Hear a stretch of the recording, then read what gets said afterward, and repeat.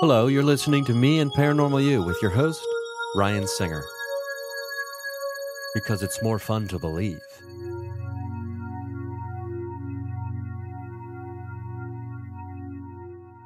So this is the inaugural at the watering hole on the astral plane. We'll just call it the watering hole for short. Yeah. In studio guest. I couldn't think of anybody better to have in studio. Kick it off. Dip our toes into the watering hole. Live in studio. My guy, Aaron Weaver. What's up from the astral plane? Here we go. The creator of Shamady. Shamady. Let's get that sticker and hold it up to the camera. Yeah. Let's utilize Is this the it. camera? Shamady, baby. Check it out. That looks like Ramin Nazer. It is, yeah. Yeah. Ramin made it years ago, and it's just now about to launch. So big ups to Ramin. Amazing artist. If you don't know him, check him out too. But yeah, Shamady, comedy from Biamity. So Comedy from watch out, y'all. We're coming at you. Comedy from Biamity. We got guided meditations. We got healing modalities. Uh-oh. Wait, hold on 1 second. Oh, no, my mic's coming through your mic. It's all on the same track. It's fine. This Sure. That's the backup. Yeah. That's on the GarageBand backup. Anyway, Okay. so thank you for listening to another experience of Me and Paranormal You. If this is the first time you've ever listened to the program, what a doozy to get the first in studio. I've got kind of a multi-camera setup here, but it's, well, not kind of, a legit. Truly. But I'm not able to, work the board. So we're just kind of going by the seat of our pants a little bit. But anyway, the point is, well, I want to talk about all kinds of stuff. We hadn't seen each other for quite a while. We ran into each other at the great Microdose comedy show at the Fable in Eagle Rock.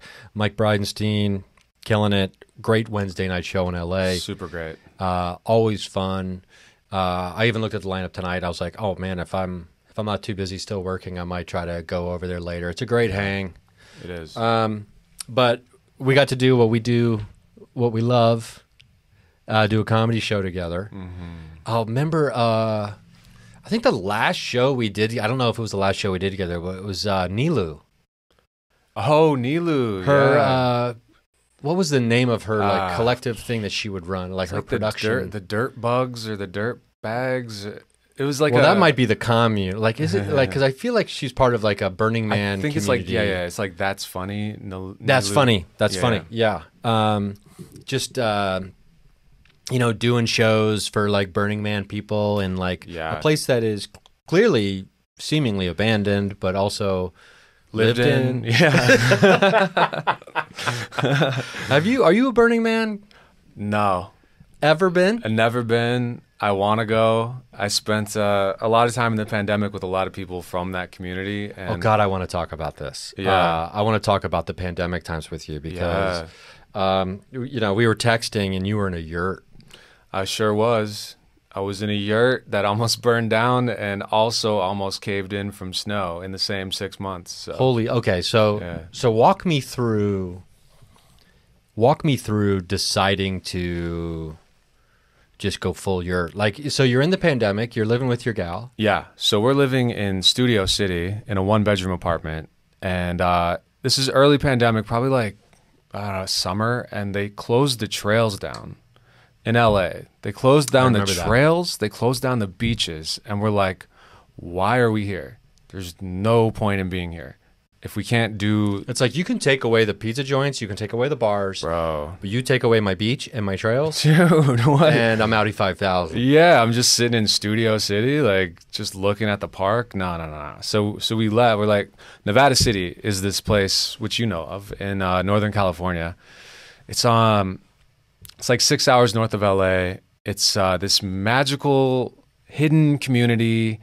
It's filled with like burners and like festival people and like plant medicine people, and it's on the most beautiful river I've ever seen in my life, the Yuba River. It's like this magical, every time you get out of it you feel baptized. It's like amazing. Like if you just murdered someone, you could go in the Yuba and dude, you come out, you'd be like, I'm good. I'm a good person. I'm not a bad guy. Yeah. The universe probably wanted me to do that, it turns out. Yeah. They showed me this river right after I put the body in the river and then swam. It's beautiful. Yeah. So we moved up there. I've been going there for years. My Just mom to visit. Yeah, my mom had lived there, and that's actually where she passed, is there. up Okay. there. Was this recently? Because No, this was 2014. Oh, okay. Because your mom also, I was just talking with someone about this today. Yeah. Because I was up in Shasta a few weeks back. Yeah. And someone who lives in Dunsmuir Okay.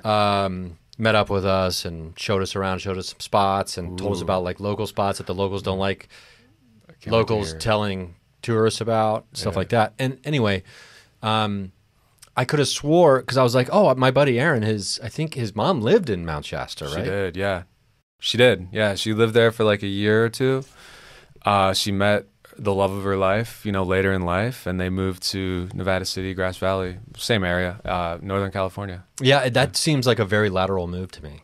It From is. Shasta to Nevada City, because I've been to Grass Valley up in Nevada City only really once. Yeah. For about a week to film this pilot years ago. I met the guy at a show I did there, and he's like, do you know Ryan Singer and Beth Stelling and Weinbach? Yeah. He showed me, he gave me the link to that, and I was like, whoa, this is an awesome cast of characters here. Yeah, it was really fun. And the director, she's the gal from Blair Witch, Oh, wow. because she Okay. lives there. Whoa, the director of Blair Witch lives in... She moved there, wrote a book called Grow Girl, Okay. and became a grower. But she's allergic to marijuana. Whoa. So Absolutely. she's got to grow, but can't like touch or can't really be around. It's anyway. And her and her partner are up there, and anyway, she was amazing. She was great. The whole experience was wild. I can tell you more about it later if you want, but because I was portraying a guy I met, so I had to go meet this guy. Bro. And at first, when they're telling me my wardrobe, they're like, okay, we're gonna like spray paint some Crocs, like shiny gold for you. You've got a fur coat, blah, blah. And I'm just like, so this is a farce. This is like over the top, ridiculous. And they're like, well, come up early before we shoot, and so you can spend a couple days hanging out, and you can meet this guy. And the first night I'm there, he's having a party at his house, and it is fucking bonkers. Ooh. It is like, four-wheelers, assault rifles, hippies, and cocaine. And I'm just like, Wow.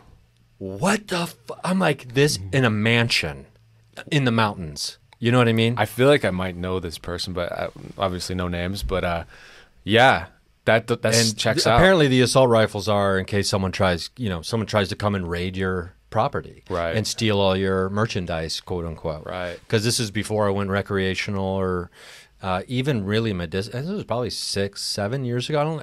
I think we were probably medicinal here, maybe by that time. Maybe. But it wasn't legal. I mean, but they saw the writing on the wall, and that's why they put a bunch of money into producing this pilot. Right.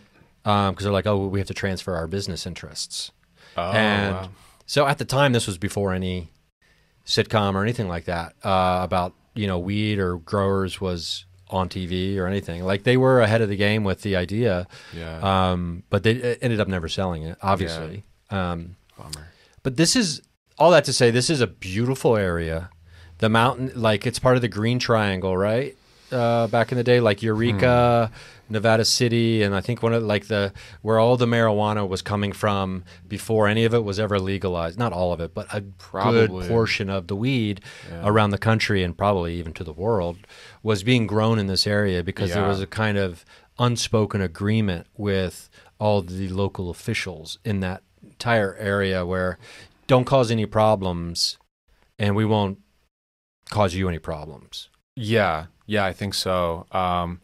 And it's actually crazy because since you guys shot that was like the beginning of the heyday or the middle of the heyday where it's like trimming is a lifestyle, right? Like there's a huge community of people They work really hard for what, like a summer, or I don't even know the seasons that they do it, but like Whenever harvest is. they work. There's like the town fills up with Argentinians and like different immigrants and like a bunch of different white people and other people, and like everyone's doing this trimming job. And there's a whole different vernacular. It's like, you know, like I don't think it's just like the women, but like they call them trim. Trim.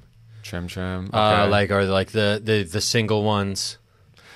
You know, it's like, oh, okay, so it's harvest season, time to go find a new trim.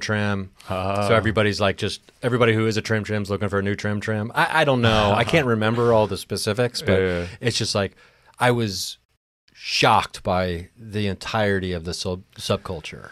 The subculture is wild, and that's kind of what is the foundation of the town as well. But it's all infused with like this festival, hippie, Burning Man. They're all kind of like the same and different. They all mix together, and it's just like, man. Oh, okay, so let's get back to the story. We moved up there, right, in the middle of the pandemic. My girl was having a hard time sleeping here. Like, it was just like things just didn't feel right. She was having insomnia. We were struggling with it, and we moved up there. We get out of the U-Haul, immediately just smell like these pine trees. It's just like in the air, just like fresh. And this is Nevada City. Luscious, pine trees. Did you have a place lined up at this point, or were you kind of just going up there? Yeah, so my girlfriend is in a band with someone who lives up there, so she helped us get a place. Oh, okay. Yeah. And so, because I was going to be like, is there like, you know, a yurt B&B or something, or oh no, the yurt came later. Oh, okay. So first was apartment style or kind of house thing. First was a cabin, then we moved into a house, then the yurt came. The yurt was like, we can get another house type of apartment type of thing, or we can do this yurt for like, dude, $700 for 2 people total. We're like, okay. Now, how big was this yurt? It's hard to say. It's a circle, so it's like you can't break it down in but normal like ways. Bigger than this room? Oh, yeah. It's big. Okay, because this is about 100 square feet roughly. Oh, yeah, bigger than that. So there was a kitchen. Oh, there's a kitchen in There's it. a fireplace, wood stove. Oh, okay. There's a bathroom. So it is pretty dope. Like, oh, okay. So it's not just like a tent. Well, you know, it's a yurt. It's a house tent. Yeah. It's a house-ass tent. The look on your face was like, the funny thing is, it is. Yeah, there's a little bit about that. So, but it's like a permanent tent. It's semi-permanent house okay. tent. Because if you got like a bathroom, like plumbing, are we talking plumbing? There's plumbing. Yeah. Okay. I don't know how to plumb anything, but like apparently it must not be that hard to like just put an old tube underneath there and hook it up. Yeah, I have no idea. I don't know how to do any of that shit. But all the plumbers listening to this are like, "Oh, can't be that hard, huh?" Yeah, right. Like big plumber demographic, by the way, on this on the podcast. But that's one of my favorite verbs, plumb. Plumb. What else? I don't know how to plumb anything. Yeah. Because it could be, because I also I'm just thinking like dark purple fruit. Right. Funny enough, a lot of plum trees on our property at the yurt. So oh, really? There was some plumbing going on of a different kind. A whole lot of plumbing going on. Yeah. Okay, so walk me through what first happens when you get to Nevada City. You're familiar with the place. You've been going up there, right? Right. You got friends up there, family. Your got mom some friends. My sister lives up there. Okay, but it was very interesting because we were leaving LA early pandemic, where it was scary for you to leave your house. You know, like the vibe here was like, don't go outside without like wearing a full suit bubble. And then we get up there. And it was like, dude, it never happened. It's like a free-for-all. Free-for-all. Like one of the first things we do is go to like a party where no one's wearing a mask. And I know now it doesn't seem like a big deal, but like then it blew my mind. I was kind of freaking out because I was like on this one state of mind from here where I was like feeling very protective and like these are the things we have to do to be safe. And then immediately launched into this other like free hippie like. I mean, honestly, very strong anti-vax vibes. It's crazy. Like 10 years ago, if you and I were talking about a Venn diagram of like hippies and neocon or hardcore rightists, like Dude, alt-rightists. Yes. I would not have put this together. It was shocking, and that's where I saw it. Because there are, some Trump people there. It's not big, like in like this whatever other parts of the world or country, but there are, rural country Trumpy folks there. Sure. And they freaking overlapped, man. I was like, whoa. Because hippies were always liberal to me, but then the whole concept of liberal has changed, and like I don't even know anything. Yeah, it's anymore. wild. And then, the young always revolt against the majority. So, I mean, here in Southern California, the majority is, pretty liberal, to say the least. And so you got all these young kids who are like conservative, and it just blows my, I have a hard time wrapping my brain around it. Like it's counterculture, I guess I should say. Well, there's the counterculture that's turning the one way, and then there's this whole thing where liberals and conservatives are like kind of role reversing in weird ways, where it's like the liberals are more rule based, and the conservatives are the ones that are like, I want my freedom. It's all about freedom. So it's like it's all happening at the same time, and it's like turning in opposite directions, and it's like where are we? This is the 2012 pole shifts, man. Like it's all. I was just getting ready to mention pole shifts. Yeah, this is what they were talking about. Yeah, it's wild to think about it in that way. Yeah, and it's happening in every place, like in every category of culture or every politics category or just personal like stuff, right? Yeah. I remember. I don't know. We can talk about whatever on here, right? Like, no, yeah, of course. I remember, like when I was in middle school, the idea of sucking a dick as a guy, I'd be like, no, this is the worst thing. This is so embarrassing. You would be shamed. And now it's like I feel boring because I don't want to do that. You know what I mean? Like the whole thing has changed. Like I don't want. I'm a straight guy, whatever. But that's like now almost the bad thing. Well, the stigma was very, very strong. Very strong. And which. Like looking back on it, because I mean, I was raised in a Catholic school, and it was not only was there like just the cultural stigma, but like the, throwing the, pepper on top of it, all the religious bullshit about like you're gonna burn in hell if you even think about, like touching your dick, let alone another man's dick. Like you might as just well be Satan himself. Right. Like if you're a homosexual, like it was like they tried to make it like Satan and the devil like in homosexual synonyms, and which is crazy. That's crazy. And it's like just people are the devil because they're different than you. It was so crazy, but then now you're right, it is different, and it's with the explosion of inclusion, which I think is 100% a good thing. 100%. There are straight white men out there, especially in our business of stand-up comedy, who are crying, being marginalized, strangely enough, and being pushed to the edges and not given opportunities.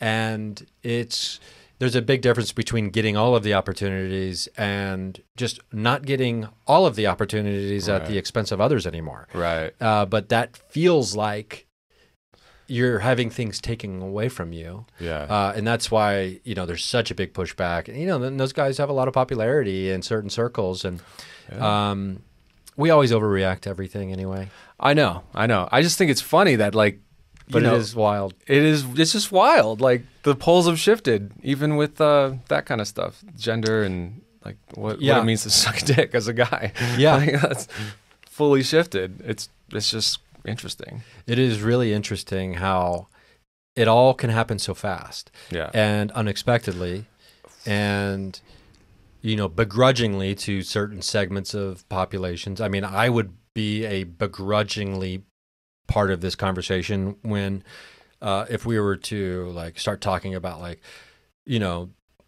tossing away the idea that science should have any part in our lives, like regarding vaccines and medicine and things like that. Yeah.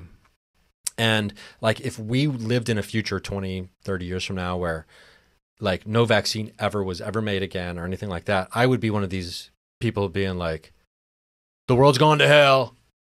The world's gone to hell. I'd be the grumpy old man who does nothing but complain about how society's falling apart.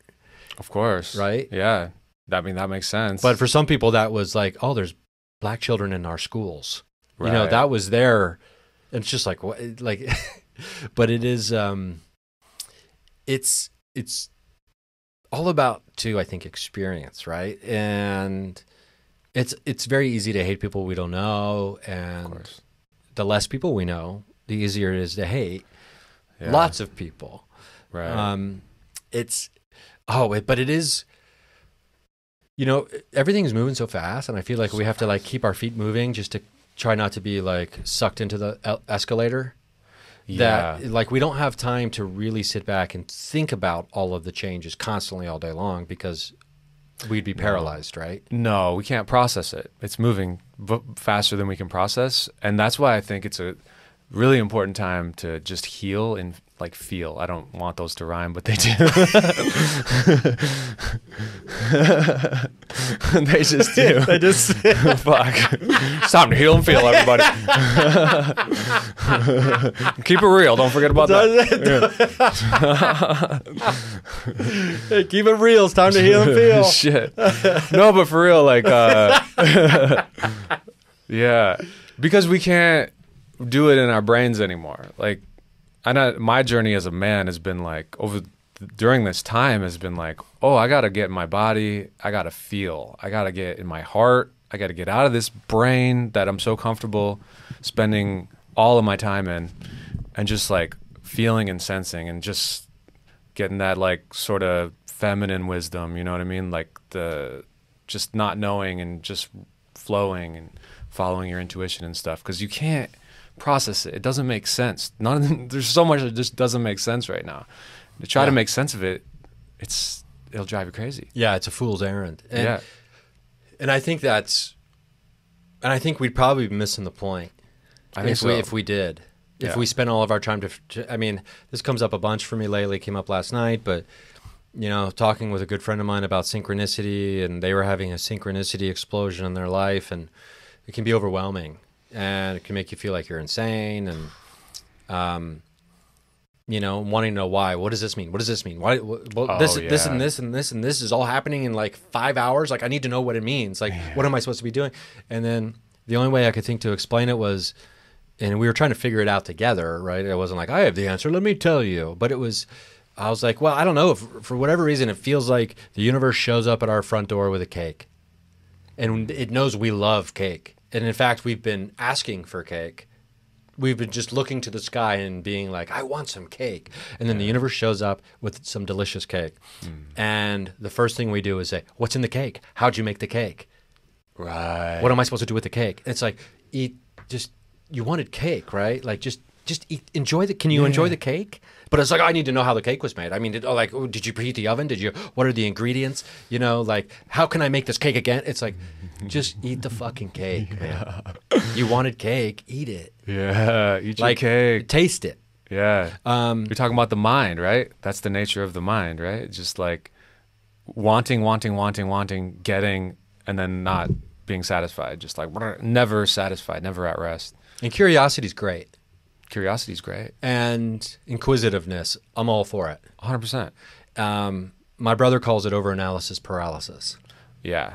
And, you know, and I know that my brother calls it that because like 15 years ago, I said, oh, you know, it's overanalysis paralysis. And he's like, oh, yeah. And I go, that's pretty good, isn't it? And he goes, yeah, because I'm the one who told you that.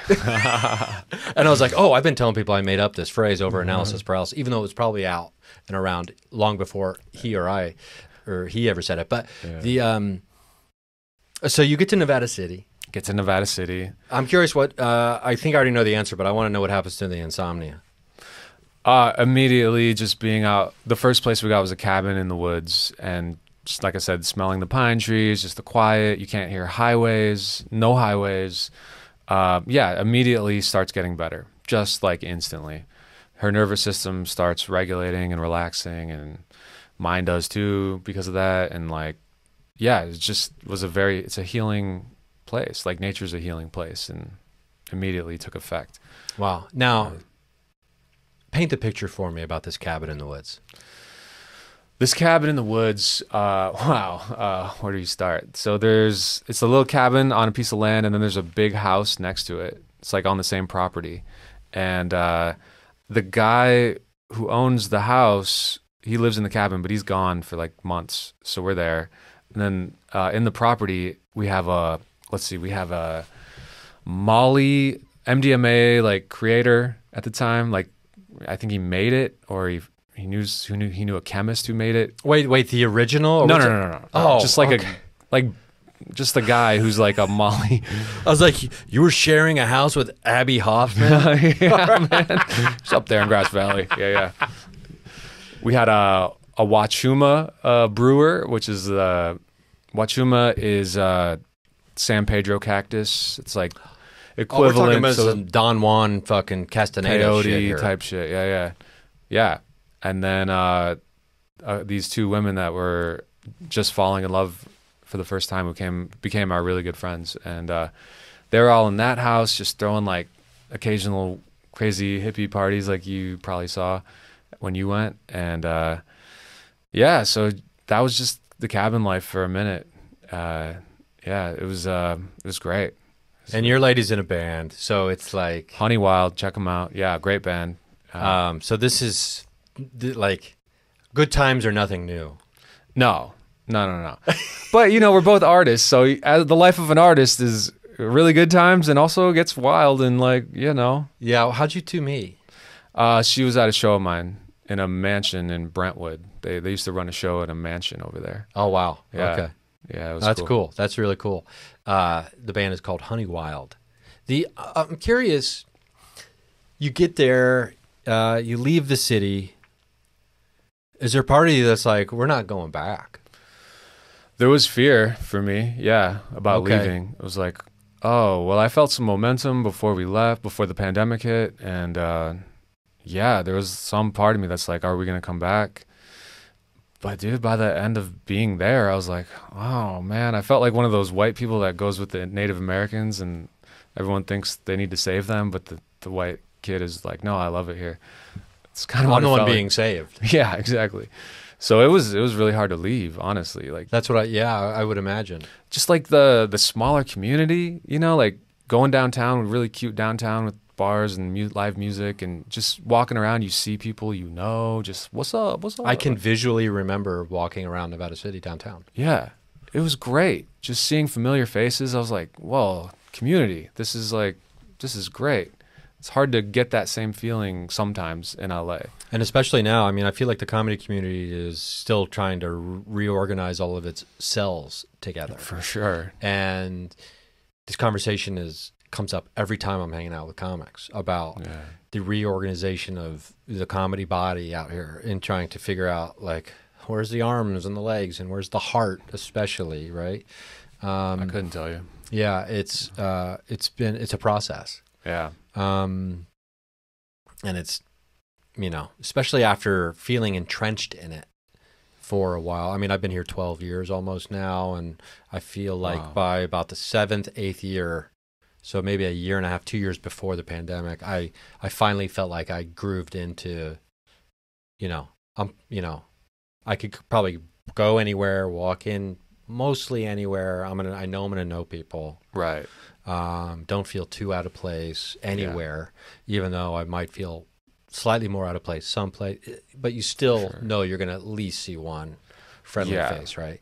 That's big. But now it's like I have no idea who most of these people I are. know, dude. It's like it's all new people. It's all younger people. Yeah, and I guess that's part of getting older. But Yeah. and also I've been hanging out for 20 fucking years. Yeah. I'm not gonna hang out every night. Yeah, it's been a challenge for me too. I'm like, I don't want to do that anymore. Yeah, Like, I mean, we did it. I mean, we it's did like, so I never feel bad about not hanging out, because I'm like, I have been hanging out 5 nights a week or whatever for 2 decades. Yeah. And I just need a little bit of a break. And the pandemic was like, Dave Waite and I would joke about it. I was like, maybe it was like the universe being like, hey guys, take a break, relax. Yeah. From like doing the road and having to hang out every night and the hustle and the grind. And then it was like 6 months into the pandemic, it was like, this doesn't need to end, does it? Yeah, right. It's like, oh yeah, you see that couch? You can you can sit there without feeling any guilt. Yeah. About not being somewhere else and networking or whatever. But yeah, and I wasn't even in a fucking cabin in the woods. I did spend a decent amount of time traveling into like the Midwest, but to see family and stuff, and but you know, just in my car. Yeah. Taking long road trips. That's great. Me and my lady at the time, we would take long road trips across the country, you know, because she was remote. Obviously, everybody was remote working. But yeah, it's like to come back and try to. Does it feel like a let's real quick. Let's take a. I need to take a break for some commercials. We're gonna throw some commercials in right here. By the way, patreon.com/Ryan Singer. Don't let capitalism ruin the flow of your vibe. Over at the Patreon page for $3. So capitalism, to escape capitalism. It's a great deal. You know, I spend $4.55 exactly on my iced coffee, venti, oat milk, sugar-free vanilla, keep the original sweetener. Light ice, I think I said that.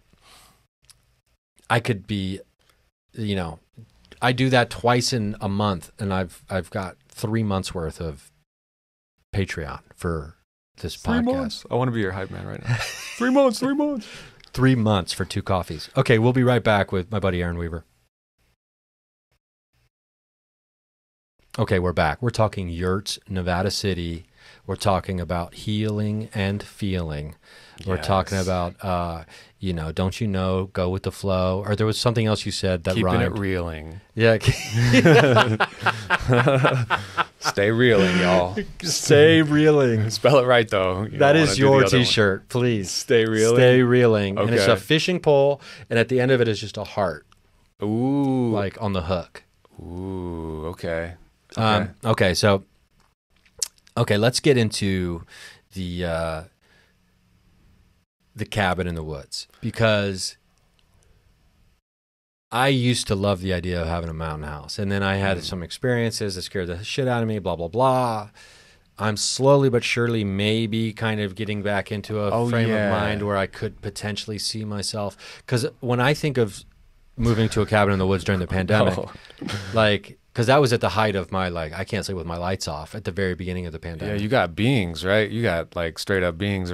It was like something screamed at me in the woods. I remember you telling me about that, yeah. Yeah, and so it jarred me. It fucked me up for a while. Wow. I mean, I'm not completely over it, but I have been out in the woods at night now. I was in Mount Shasta. We were out at night at one point in the woods, and we had some devices going, and I was like... And then somebody heard something, and then as soon as they go, "What was that?" You know, and I was like, "Get out!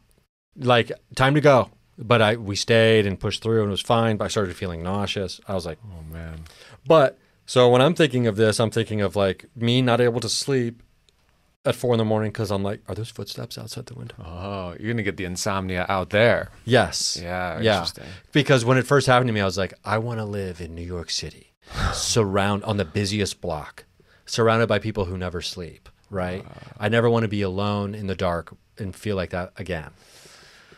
Yeah, but you're going to like Skinwalker Ranch though, right? Like, I'm talking about just a cabin in the regular ass woods. You're out here trying to find vortexes, fucking UFO lights. That's a good point. That's a very good point. The location that this happened, in an extremely intense place, right? Of like one of the most intense places you could hope to ever go. Yeah. So that's a very good point.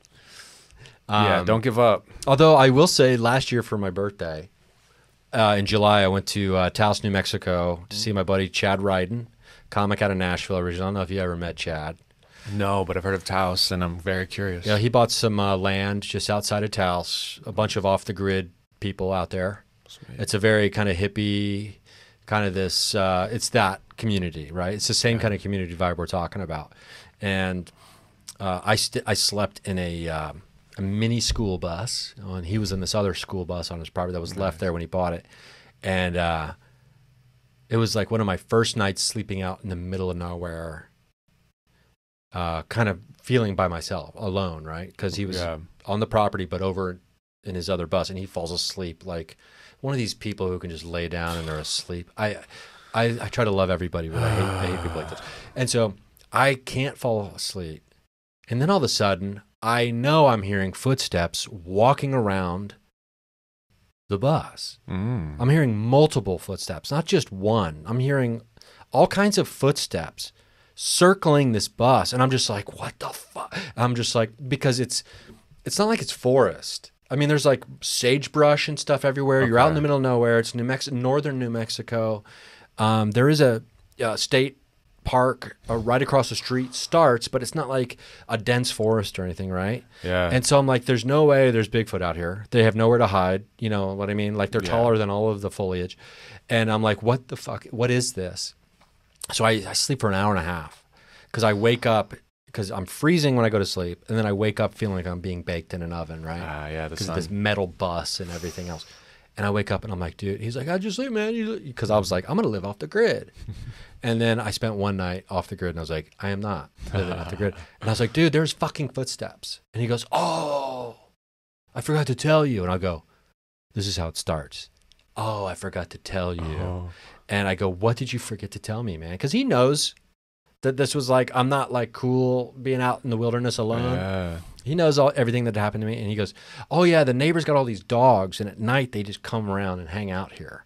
So it was like probably 3 or 4 dogs, just like, oh, well, there's somebody in this place. There's never anybody in this bus. And they're probably walking around smelling, trying to be like, smelling my scent and being like, what is this new scent? Right. So I was being circled by animals. It's a very scary. So I wasn't insane, which was good news. Yeah. So nothing like that.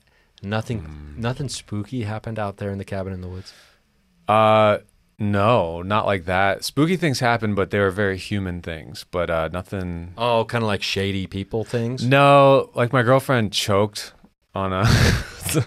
Oh, like... She choked on soup. Like we thought she swallowed a chicken bone. We were just like eating soup on the way out to leave, and then she's like, nightmare. True nightmare. Last thing you want. And I tried to give her the Heimlich. It's good to know the Heimlich before you try to do it on your dying girlfriend. So, yeah, dude, I just basically picked her up and shook her real hard. And didn't do anything. I just hope there's people listening to this and being like, I've always wanted to shake my partner. Like, if I could just pretend like I thought they were choking.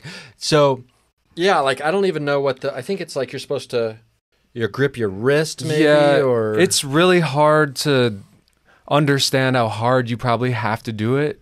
Because it's you don't want to feel like you're crushing like the she's ribcage. Getting air into her still. So it's not death. So I'm like, do I fucking just wail on you? Like, do I do that right now? So I don't know. It's got to be scary. It was terrifying. It was terrifying. Yeah. And then we walked outside to the neighbor that she was there. She knew the Heimlich. She tried to give it to her. It didn't work. So I just like raced her to the hospital, cutting through all these red lights, and it ended up she had a bay leaf in her esophagus, a fucking bay leaf. That sounds fucking awful though, because they're like sharp, serrated edges. I feel like. Yeah. Well, I don't know if there was pain from that, but like it just kind of got lodged. She could still get air coming in and out, but how'd they get it out? They made her throw up. They shut her down.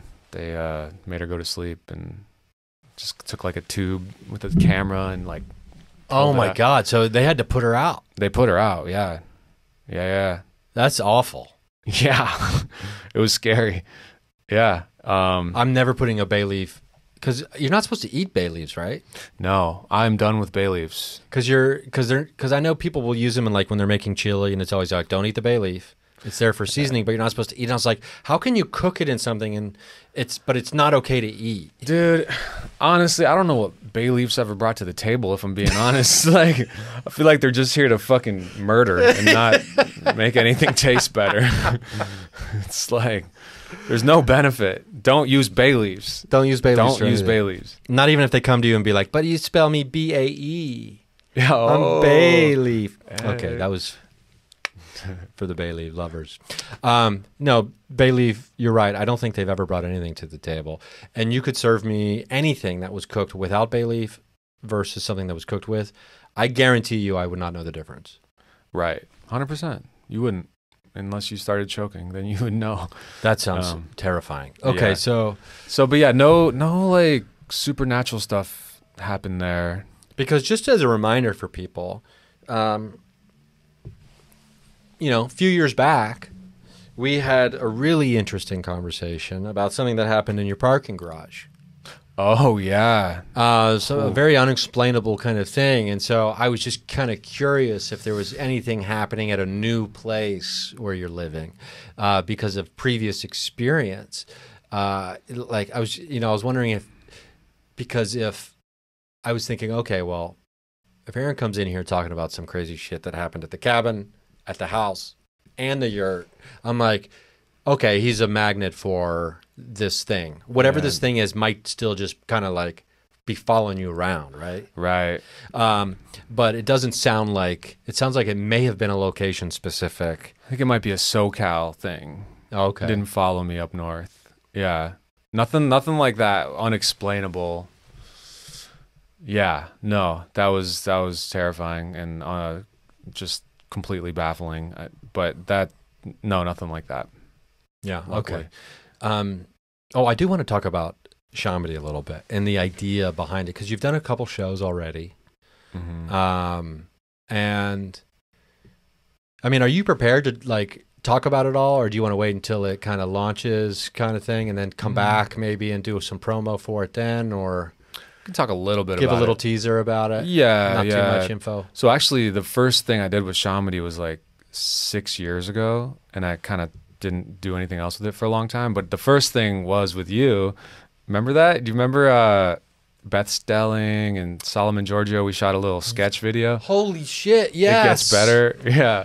Yeah, because who shot that? It was Katie Felber and yes, because we were down in like Los Feliz or somewhere at a place. I remember. I remember hanging out on the sidewalk. Yeah. Like in between, and it was a sit down.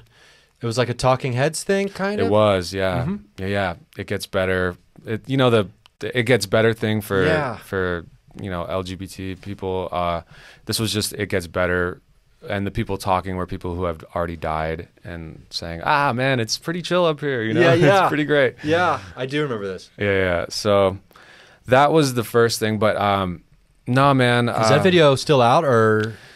It's I think it's floating around somewhere. I can send it to you if you want to. Okay, watch I'd it. love to share it with people. I feel like you stole the show on that one. Oh, did I do a good job? You were great. Okay, good. Yeah. I feel like it was kind of like I didn't really have to act much. No. It felt very natural. Yeah. It was like one of those things like, we got this role and we based it exactly on your life kind of thing. So I just remember that being really fun. That was. Yeah, okay. So, that's funny that was the first official Shamady thing? That was the first official one, but I wasn't prepared then to like, you got to be like a CEO to launch something fully. Yeah, It's but like, you know what? We're comics, man. And it's like, I used to really beat myself up about like, I take too long on this project. And I'm Right. like, I'm a comedian, and I'm also like a video editor. I'm a documentarian. I'm a podcast producer. I'm an actor. I'm doing self-tapes. I'm blah, blah, blah, blah, blah. Oh, so now I'm a video. And it's just like, okay, man, just maybe stop being so hard on yourself. Yeah, right. And we have to learn, and certain things have to percolate. Yeah. And it turns out it comes out and it comes together right when it was supposed to anyway. Exactly. So, yeah, man, I've been doing, I've recorded like 12 guided meditations that are funny, but also I think beneficial. And so those are almost finished. That's going to be part of it. We're shooting all these like Now, do you do did your gal do the music? No, she did. She recorded vocals on some of them. Oh, cool. Yeah. But there's just music that I found. Okay, great. Yeah. And doing sketch videos. We shot our first like new sketch video. Looks great. Just about the first one's about being poly, which I'm not right now, but just like all the spiritual Wait. That's an themes. interesting sentence you just said. Well, okay. No. The first one's about being poly, which I'm not right now. Well, you said right now. no, I don't have any plans. We don't have any plans of doing that. Oh, but okay. I didn't know. Maybe in the previously, it could also have meant you previously were. I've thought about how fun it would be for me, but then like how fun it would not be if my partner got to do it. And obviously, you got to be fair. And so, well, yeah. Then you're a polygamist. yeah, exactly. Which is Yeah, I mean it's polymugist. So you'd be I'm a magist. you're a I'm a magistin. You're a magistin. Like, yeah, no. like don't make the mistake of calling your friends polygamist. Yeah. When they're just poly. Polycurious. Yeah, they're okay. So we got one about being poly.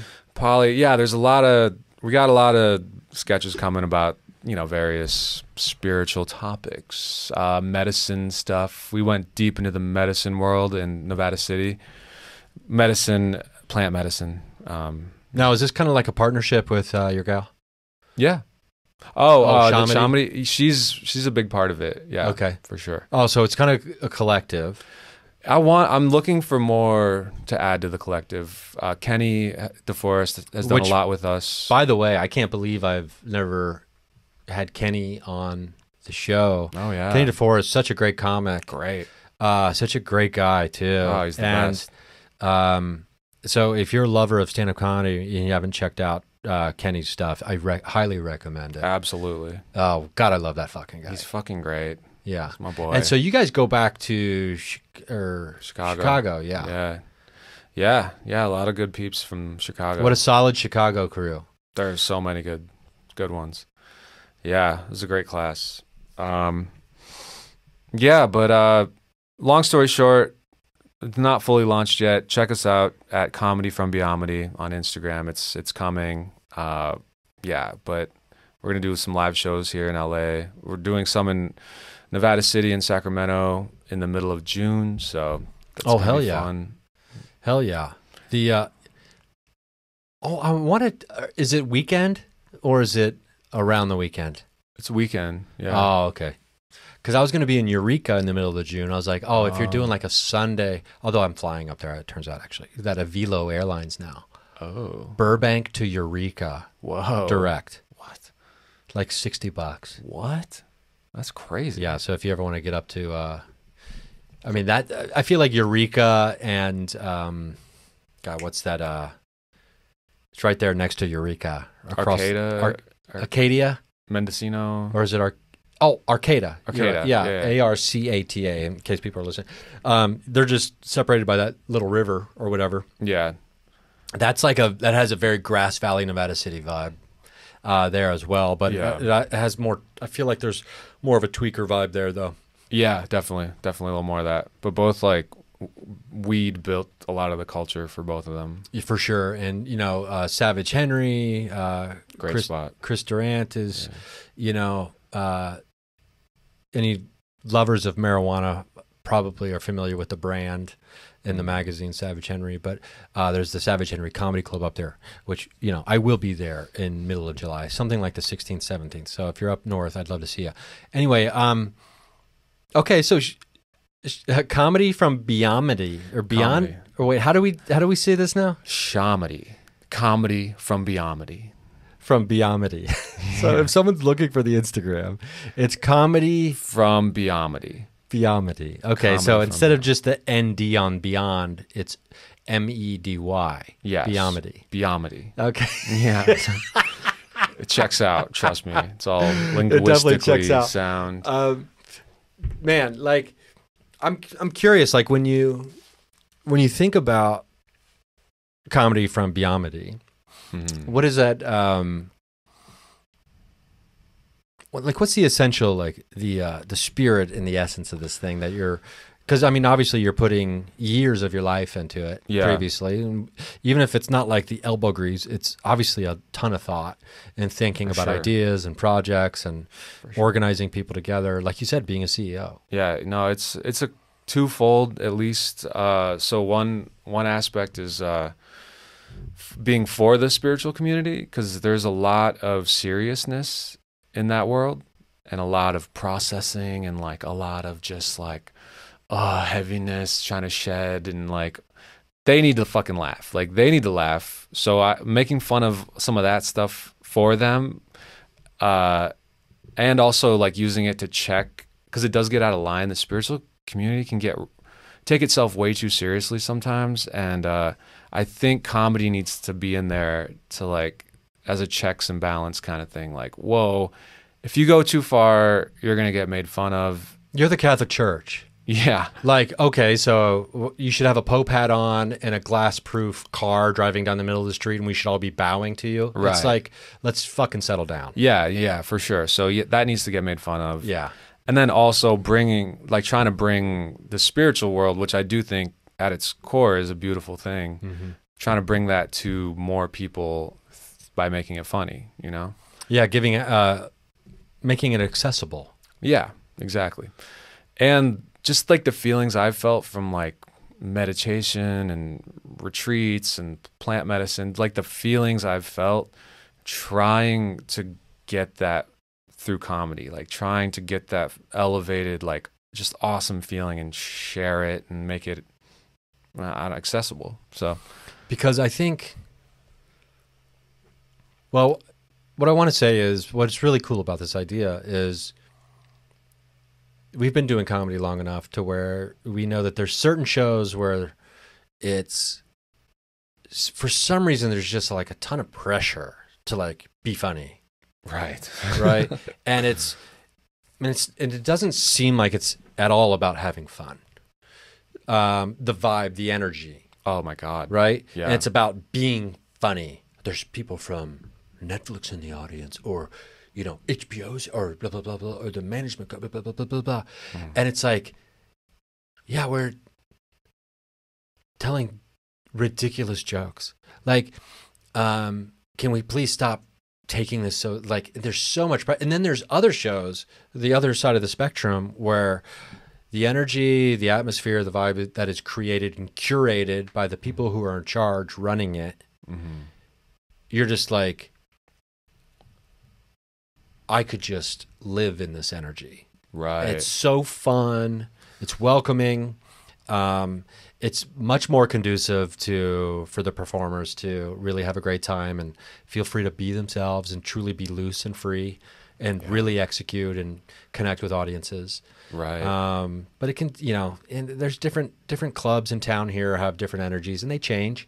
Like the Improv energy is different than it was 4 years ago. For sure. Comedy Store energy is different than it was 5 years ago. Very different. Yeah.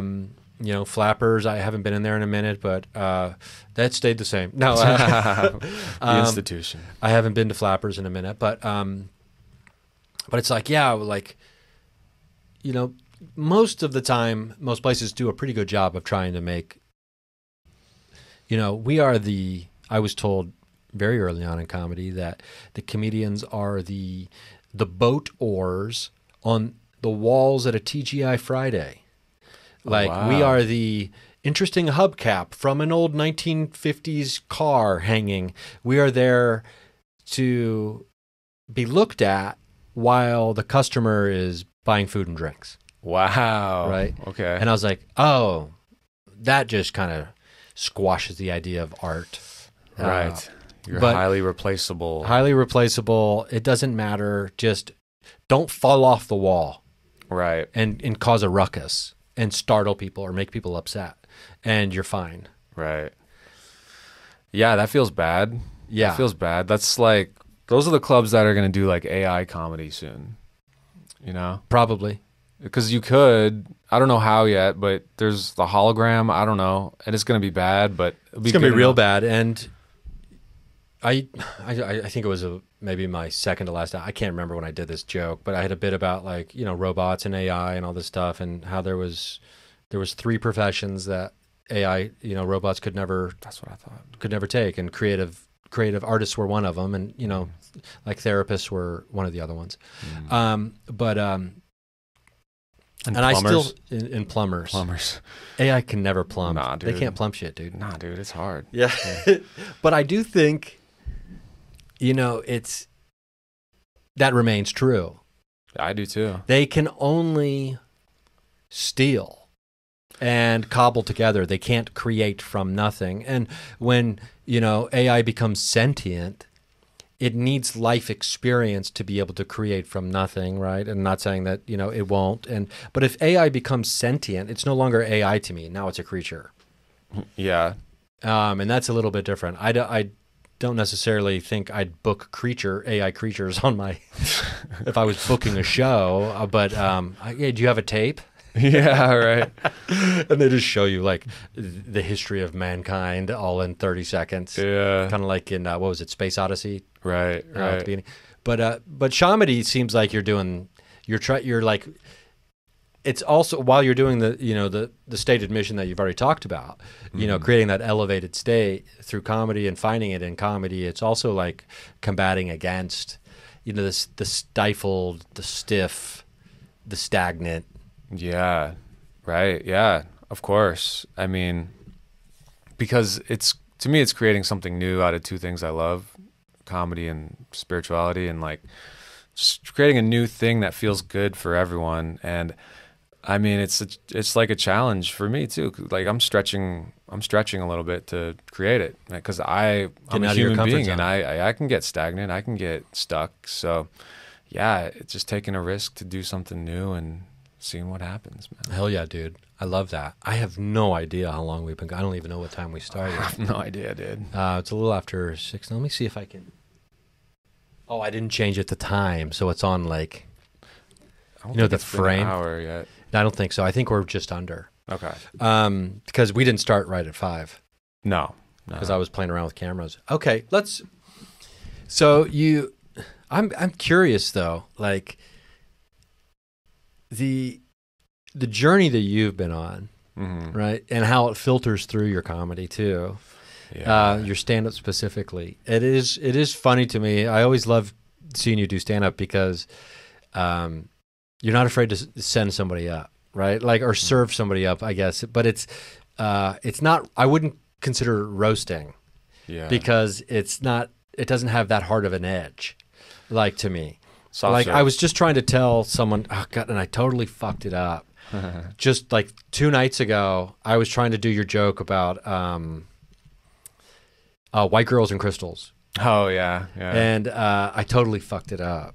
Oh, okay. About how the bad shit's still happening in the world. I guess white girls aren't buying enough crystals. Is like the Yeah, it's like I can't believe all this bad stuff keeps happening when there's so many white girls with crystals. Yeah. Yes, exactly. And because we were talking about like the best jokes that encapsulate a thing, right? Yeah. Or like a moment in history or a moment or a cultural phenomena. And I was like, Aaron Weaver's got the best joke about like crystals and like their effect on the world around us. Yeah. And it's just really serving it up. Yeah. But I also wear one, so it's like I'm not going to serve too hard. Exactly. Like I'm laughing at myself and them, and Yeah, if you take yourself too seriously about it, then it's going to hurt. So wow, don't do that. Yeah. It because that's like one of my favorite parts about it too. It's because you probably, I don't know how many crystals you own. Got a number, but it's by far more than the average person would even maybe ever even contemplate having. Yeah, probably. And I think sometimes people forget that exactly what you said, having a sense of humor about yourself, to me is the most important thing a person can do. Yes, I agree. And it's one of the most challenging things sometimes. And that's why comedy can be a blessing in some ways for the comedian. It's like, this isn't going to work if I'm taking myself too seriously. But my natural tendency is to like go back to taking myself seriously. So I get hit with pain a lot, especially in comedy. You're like dodging yourself. You're dodging like, just like jabs. Yeah. Constantly just bobbing and weaving from yourself. Yeah. No pun intended from Aaron Weaver. But that is really funny. Has there ever been a moment where you're just like, oh, I served myself up and didn't realize it? Like just got like, or like comedy where you were reminded like, oh shit, I'm being ridiculous right now. Oh my God, bro. This was early on. It was like 2010 maybe. It was Zany's in Chicago. And I was really on my shit. I was getting hype from the scene. I was like climbing up. I was getting pumped up by people around me. Yeah, and you I were was on like, the heat train. I was on the heat train, and I was like really getting into my like revolutionary. I love freedom, and I'm gonna free these people, and I'm gonna go to Zany's. I'm gonna dress like a hippie. I had like dirty like thrift shop clothes on, and I was like spitting game to them, and how like it's all about the parents who raised us wrong, and like TV's rotting your brain, like trying to make it funny, obviously, but like just talking all that shit, and I bombed so hard. There's no sound. There was no sound, just like pure bomb. And I had this big, in my head, I was going to wake these people up. I think I have a video of it, but God, man, it was a turning point, honestly, that the pain of that bomb, and like what I thought I was sharing my heart, but I was really probably sharing my ego. And it was like, so painful, man. It was such a hard bomb, and such an important show for me at the time, like big club in Chicago. And Zany's was the thing. That's the place in Chicago. Yeah, and it was new for me there, and I just was so sure that the world was ready for my message, and they were not, and that was very humbling. Fucking great. Yeah. Oh man. It makes me want to start a new podcast just called Serving Me Up.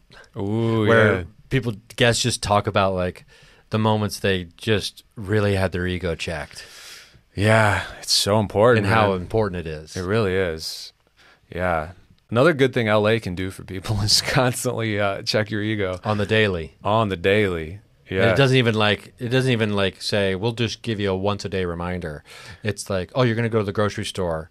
You're going to go to the bank. You're going to go just walking down the street. You're going to be constantly reminded, like you're going to be surrounded by billboards of your friends. You're going to be whatever else, right? You're going to have strangers telling you that you need to listen to comedy.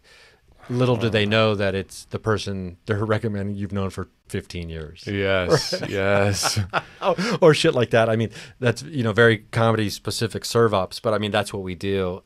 Getting served up in comedy is probably, and I'm obviously biased, right, but one of the most intense ways a person can get served up, I think, at all. And because it's very rare that so many people are collectively witness to the serve up.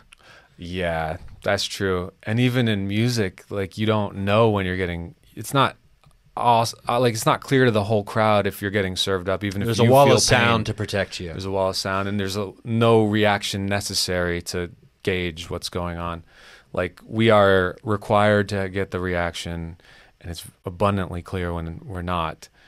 And oof. It's one of the most intense ways to get served up, and I know I've been there.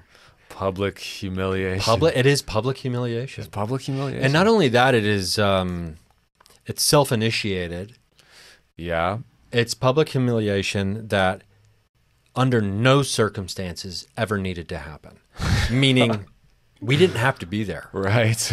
And we are in total control, and we could have completely eliminated the possibility of such public humiliation ever happening, and yet we choose not to. And but what's interesting is it happens, and then we go back. Yeah, we do. What is that? It's that dopamine, baby. It's the chance. It's like, part delusion. Yeah. Part hope. Yeah. And part memory. Like, I remember, I won't forget the good times. I remember what it can be. Point. Yeah. And I think it's also, it's probably ingrained in every person when they find the thing that they love the most. Doing the work of it is so satisfying that failure is not only expected, it's looked forward to in some aspect. I mean, we talk about bombing and getting served up, and am I never going to bomb again?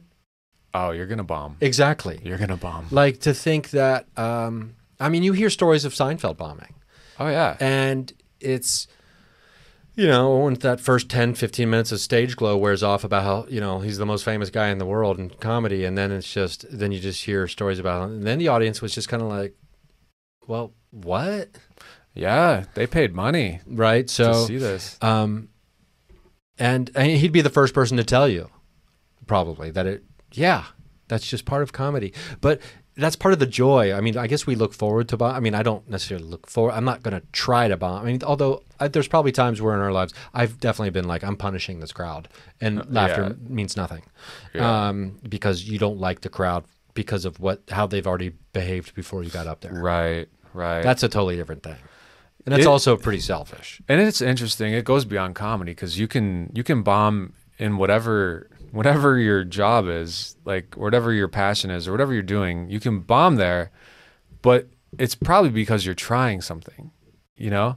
And even with comedy, you can kind of avoid bombing if you stay in one lane and you keep it the same and you find what works and you never stray.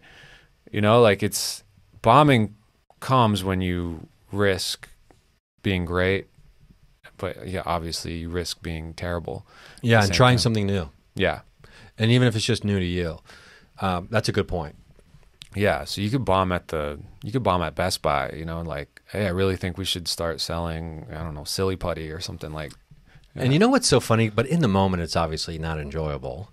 No. But on my deathbed, if I was granted the luxury of having a small audience of friends and loved ones or whatever on my deathbed, I guarantee you, as long as I had the capability of vocal capabilities, I don't want to talk about the greatest shows I've ever had in my life. I want to be talking about the biggest bomb I ever ate, right, on stage, like right before I go. Yeah. I want to be talking about the biggest bomb I ever ate, the biggest bath of my own shit I ever washed in on stage. That's the conversations and the laughs I want to be having right before I die. Yeah, that's great. You know? I thought you were going to say, if I'm lucky enough to have a small crowd near me, I'll try this new bit I've been thinking about and bomb right before I die. God, that would be brutal. That would be brutal. The last words. Out on a bomb? Yeah, you go out on a bomb. Oh, you God. go out, you say your last words, and the last thing you hear is a cricket. I feel like our... oh my God, that would be... Where would you go after that? Like when you die? Because I heard how you die is kind of like what your afterlife is like. Oh my God. You know where you'd go? You would go to that first 10 seconds of walking off stage after a bomb. Oh God. And that would be like your walk through eternity. Yeah. Of that panic of like trying to, like, even just the first time you're even asking yourself, like, what the fuck? Like that... Like, what happened? Where did it go? Why do they hate me? It would just be that. I don't even want to think of this. Is troubling. That would be true hell. This is troubling. No, I can't think about that feeling extended for. Holy shit, that long. would be the worst. Oh my God, you would come back in the next life as a fearless comedian, probably though. Maybe. Oh yeah, and if not a comedian, maybe a performance poet. Yeah. Or just. I mean, I don't know what's. I mean, because I had a friend of mine in college, and my buddy Night Train. Night Train. He went on and he gave it a run to be a performance poet. And back in Dayton, I used to go to this place called Canal Street Tavern because they would have open mic poetry nights. Nice. And I'd just watch, and it was a really fun little community. And my buddy Night Train was really good, and I'd book him on our comedy shows all the time because he was funny and he was good, and it was just, he's so fucking gifted. And then he went and did the circuit. And talk about, comics are like, the comedy circuit is like, when you're starting out, it's the hardest thing in the world you can do. It's like, well, I got news for you. There's something harder, and it's the poetry. Oh, wow. It's the poetry circuit. Talk about making less money. Oh, God. Less gigs. Harder floors to sleep on, or less comfortable couches to crash on. Shittier bathrooms to use. It's the poetry, like the live the performance poets circuit. Oh, no. Which is like, talk about scraping by. That sounds brutal because, like, there's no poetry specials. There's not on Netflix. There's no. That's a very good point. There's not. I've never seen a poetry special. Where is the money coming from? Exactly. Who's spending money to see an unknown poet? And how do you even become a known poet other than through like universities? I feel like you're not a known poet until like a country says, you're our poet now. Yeah. Right? And then it's like, okay, so you're now you're the poet laureate or whatever. Yeah. There's no comedian laureate, is there? No. So they got that. They do. They got that on us. Yeah, they get to be associated. They get to be like the official poet of a country. Yeah. State bird. Who do you think would be the comedian laureate of the United States right now? Oh, man. Bill Burr? Maybe, but a lot of people don't like him now. You know, he rubs people the wrong way. I don't know if they could unite fully. Under the Bill Burr banner. Yeah. Bargatze, maybe. Although, like if we're talking like, I mean, he is selling arenas. Yeah, Gaffigan. Oh, Gaffigan or Brian Regan. Yeah. Yeah, it's going to be one of those two probably. Or I was going to say Kathleen Madigan, but yeah, it's probably going to be Gaffigan. Yeah, definitely Gaffigan because he's clean, just squeaky clean. Yeah.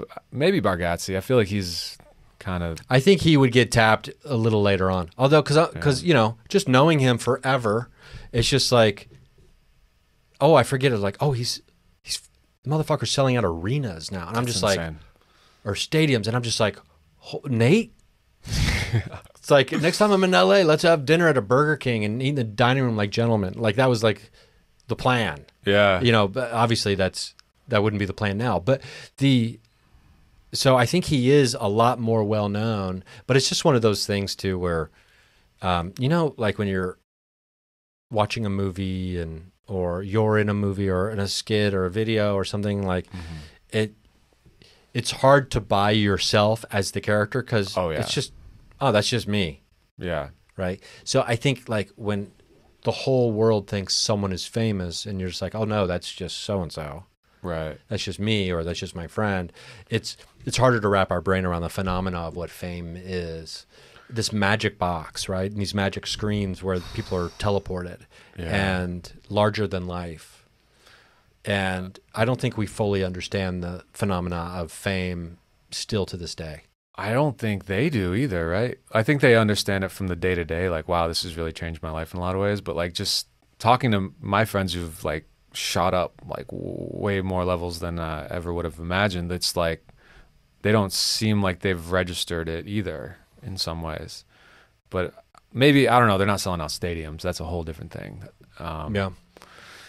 That's bonkers. And I mean, because I think all of us, when we're first starting out, we have these dreams of, you know, being great and, you know, doing Carnegie Hall and all this other stuff. And I never thought about doing Dodger Stadium, like Fluffy.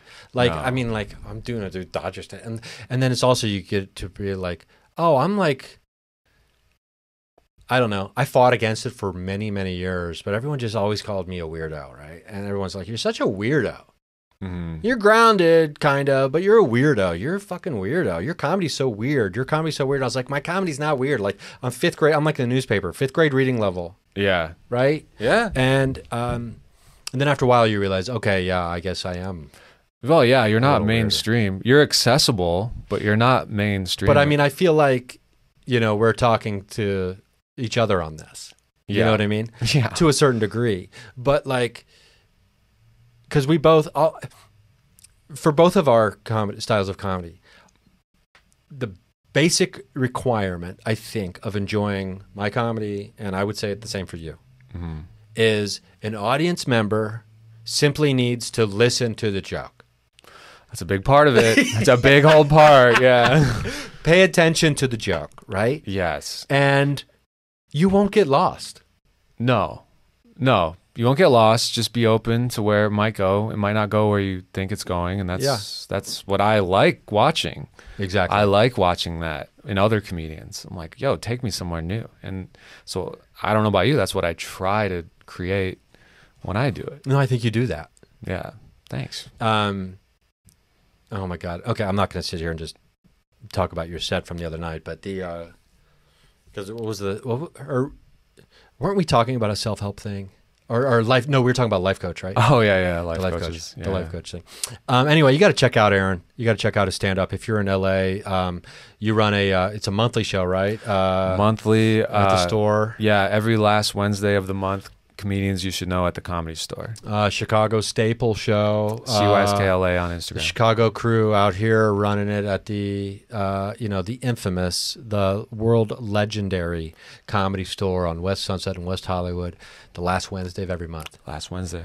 And keep your eyes and ears open for Shamady. Comedy from Biamity. Yeah. We're out here. This is fucking rad. Thank you for being the first guest at the Watering Hole. Thanks for having me, man. My guy. This is beautiful. My guy. Hey, let's go. And thank you for watching. Thank you for listening. My tour dates are on the website, ryansterancomedy.com. This will probably come out while I'm out there, or sometime in June probably. You're probably listening to this. My whole summer is kind of sporadic. I'm all over the place, East Coast, West Coast. I really hope to sell some tickets at the San Francisco Punchline. It's a Tuesday night, September. I'm just going to start plugging the shit out of this show now. Sorry, Aaron. Give me a second here. Just because I haven't been back there in so long. September 19th of the year of our Lord 2023.